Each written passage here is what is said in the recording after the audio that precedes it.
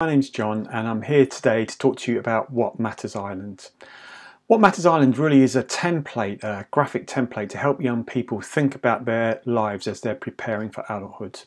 It can be used with families, with professionals, with carers, but it's really about the young person owning it themselves.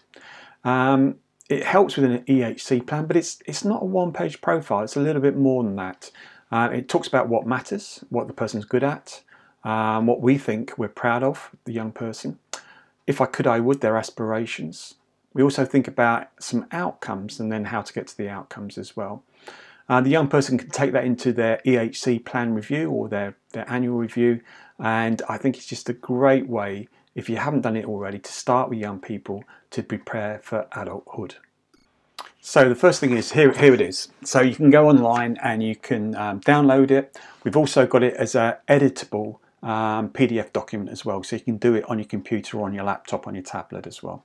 The first place I want to start is just here, and I always think we need to know who it belongs to, so I want the person to put their name on there and obviously the date when you started, so you've got a reference point if you're going to use it in some reviews as well.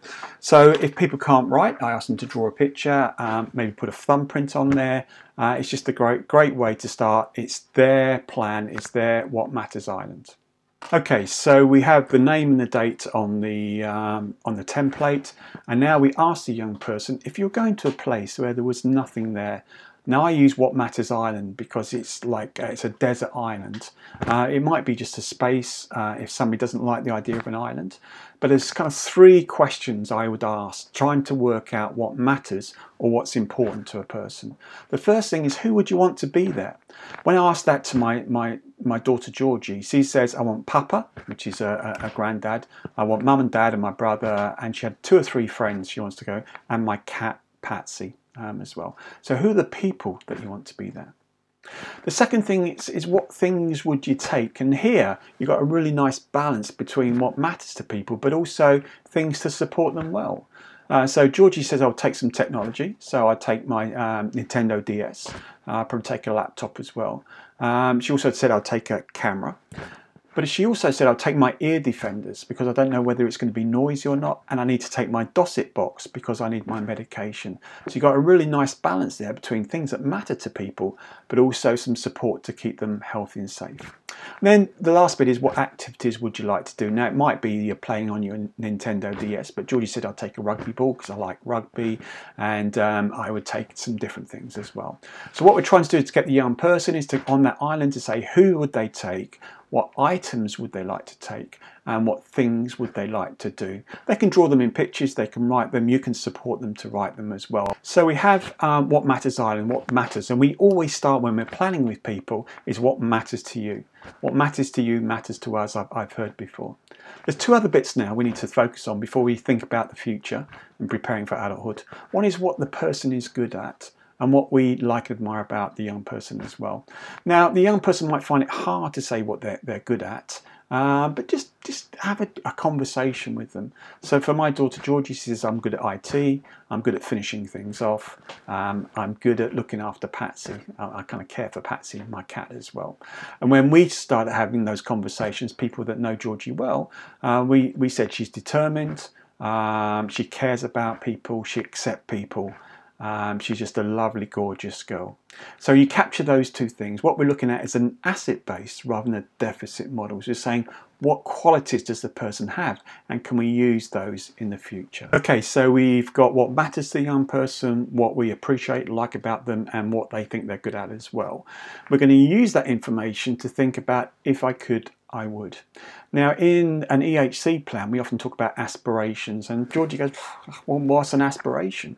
But Georgie, if you could do anything that you wanted to do, what would you want to do? Now in the template there's a star there, and it's called the North Star. And when sailors got lost at sea, before we had sat-nav and smartphones, they'd look up for the brightest star in the sky, and it would help them get back on track, back on direction. So I see this section here as your kind of North Star, your kind of life compass almost. What would you really want to do? And so when I looked at Georgie and I looked at what would you take, she said, I'd take my camera. And we had that conversation. She said, well, I'd like to be a photographer. So that goes up there. And then we noticed she said she's good at looking after her cat Patsy, and we said she's very, very caring. So when we have that conversation again, she says, yeah, I could do a job around caring for people or caring for young people as well. So we have that up there as well. We also noticed that Georgie was good at IT. She was very good at finishing things off. She didn't like anything kind of undone. So always finished things off, even if it took her for ages. Determined, good at IT. So I'm thinking, hey, there's some real good qualities there for maybe some kind of office job or some admin or some IT kind of work as well. And again, having a chat with Georgie, that goes up there. So the sky's the limit, really. Whatever you want to be, game designer, if you want to be if you want to do some kind of sport as well, it's fine. We might never get there. We might never get to our North Star. But again, it's that compass. It helps us think about our future. Okay, so we've got this life compass, aspirations, where the young person wants to go to in the future. Now we need to kind of ground it in both what is both possible and positive in the next few years as well. We often call those outcomes. In an EHC plan, section E is about outcomes. We've called it what I want in the future.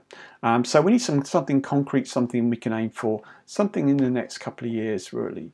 So for Georgie, always said, I want a paid job. Always wanted a paid job. So we have that documented there. She also said that, you know, I've got some friends at school, but I don't really see them outside of school. What I want in the future is to keep my friendship going. I want to do stuff together outside of school. So that goes in there as well. We know with Georgie, when I said she took her Dosset box and she took her ear defenders, some ways for Georgie to look after herself around a self-medication as well. So that goes in there as well. And then finally, we're just thinking about, should Georgie be more independent? Is there something about her maybe travelling, developing that independence as well? So that goes in there as well. Interestingly, when Georgie explained those, it fits under the 4 preparing for adulthood outcomes. So even though Georgie doesn't know about them, it's still kind of there. But we use the information from the What Matters Island, what people like and admire, what the person says is good about them, the aspirations kind of feed into those next couple of years, writing what I want in the future. Okay, so we're on the last section, bottom right hand corner really, and it's what needs to happen. I like this because it's not who will do what by when, it's not a formal kind of action plan. It just encourages the young person to think, well, what do I need to do next to help me move towards my outcomes, that helps me move towards my kind of life compass, my aspirations as well. So it can be very, very simple things, but just keeping that momentum going. For my daughter Georgie, it was I need to learn to catch the bus. I thought about different transports, but the bus makes sense to me.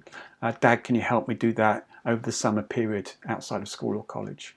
I also need to work out what sort of job I want as well. So maybe doing the vocational profile would be helpful. Check that out on the PFA website as well.